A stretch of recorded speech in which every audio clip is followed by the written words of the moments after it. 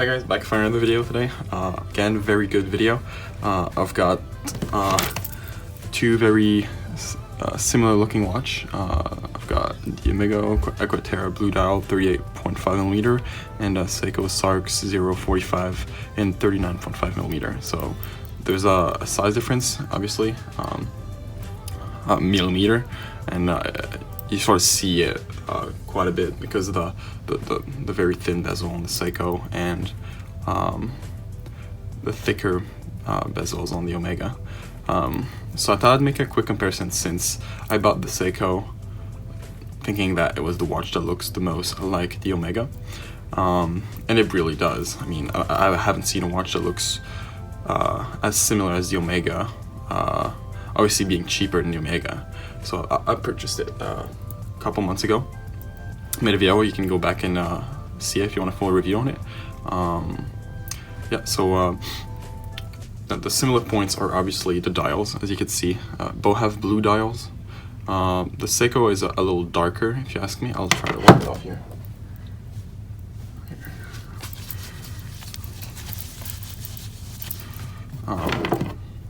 So obviously, the Seiko has a darker blue, but still blue, and as you can see, they both have this same deck pattern. You can really see it right now. Let's get closer. They both have a deck pattern blue dial. You can really see it on the Omega. They both have applied hours and applied surrounding for the date. They really look similar, except the hands and the fact that the Seiko doesn't have loom. The dials, both brush, although they have a very different style. This is like the case, by the way, you know. The Seiko looks different, I'll agree on that, but ultimately it has the same style as the Omega. It is very, you know, square and not rugged, but everyday kind of style. Although it's more angular. They're both very like sharp watches, you know. So those are for the exteriors. I mean, the bracelets, obviously better quality on the Omega. But very good style on the Seiko though, you know. It's a very reflective watch because all the links are flat. And you know, you get different crown. I don't really like the crown on the Omega, but you know, it's grown on me. You have a very similar buckle here. I mean, here the Omega is a one-fold, and I mean, the Seiko is a one-fold and the Omega is a two-fold, like that. You both, the movements now, you both see the movements. You will have a display case back. I mean, obviously, the Omega is way better than the Seiko with its movement. It's the 8500. It's got 39 joules and has a 60-hour power reserve. And Seiko here, it has the Seiko movement. It's on there somewhere. The 6R115D. I'll show you. There you go.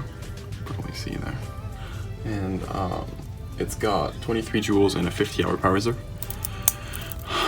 It's a decent looking movement, but it's very basic, you know. It's not anything extravagant like the Omega. So yeah, anything else I have to add? The finishing. Okay, so as I mentioned earlier in my other video for the Omega, I mentioned how sharp looking and how it's not faded at all for the polishings and the brushing on the case. It's very something impressive and you have to see in real life to really be amazed by it. And I mean, you pay for it, right? Like, it's $7 grand. And on the Omega, it is very sharp, but if you get really close to it, you'll realize that it's not the best finishing. It's not as square and angular and like sharp as the Omega. But I mean, this was like $1 grand, so you can sort of see it here how it's not perfectly sharp. But I mean, for the money, Again, you can't really hear it, but for the bracelet, the Omega is way more silent. There's no like squeaking.